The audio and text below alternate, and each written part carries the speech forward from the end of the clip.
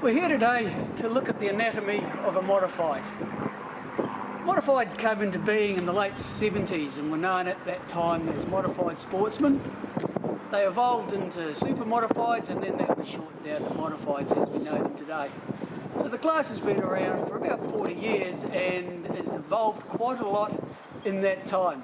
The first modifieds were based in Rotorua and built down there by the likes of Glenn Free, who won the first 3 New Zealand titles, and at that time looked more like a saloon car, really. Then as time progressed, wings came into it, the body shapes changed, people played with the designs as they could, and over a period of time they turned into basically what we see today, and they developed along the lines of the sprint cars, because as the sprint car class evolved, the parts came into New Zealand and it became a lot easier for the guys making these things to make the parts interchangeable as an off-the-shelf item rather than something they would have to bespoke make themselves. And in those days there was some really weird stuff done. Guys would be building their own shocks and suspensions and different chassis formats, but today's pretty standardised, as we can see from this car here. So what we'll do, this is the 99 modified, used to be the 36 modified that I drove up until last year, and what we'll do is we'll take a walk around the car, starting at the front end and just detailing how these things are put together and what the various parts do in a reasonably layman's way.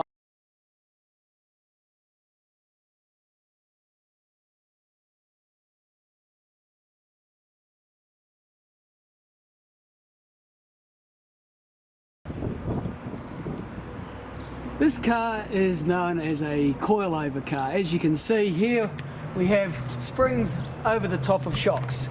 There are 2 types, there's the coilover car that we have and what's known as a 4-bar car. So rather than the springs and shock absorbers at the front, they have a torsion arm set up. The car splits still probably about 50-50 these days, and I don't see it changing. People have their own preferences. Some will torque up one way, some will torque up another. So as we can see here, the coils are over the shocks. The shocks and the springs can be changed to suit the setup that you want. As we come round the car and work down the side, we have Nerf bars, which are essentially a protection device for the side of the engine. They are the sacrificial lambs should anyone drive into you. And as we move around to the back of the car, we'll see the torsion bar set up that some cars run at the front and all cars run at the back. There's 2 tubes with a torsion arm on each side. That's linked through to the suspension of the car, shock absorbers at the back.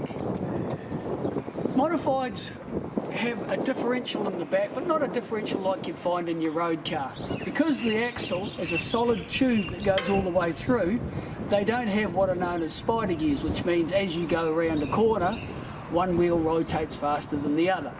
This is, as I said, a solid axle, so all it does is transfer the motion of the engine going round and round into a 90-degree angle for the wheels to go round and round. In the back of the diff, behind this cover here, are the gears. Again, modifieds don't have a gearbox as you would expect in a car. They have one gear only, direct drive out of the back of the motor mainly, and should you want to change the rev limits on your car, whether you want it to be running high revs coming off a corner or building up down a straight to get to the maximum revs before you go into the next corner, this cover comes off and you change the gear set that's in it. As we move around the back, you'll see the back bumper. As with the Nerf bars, these are an intrusion prevention device to stop people coming in the back and taking out things like the battery box that we see there. From the back of the car we can see that the wheels on either side are 2 distinctly different sizes.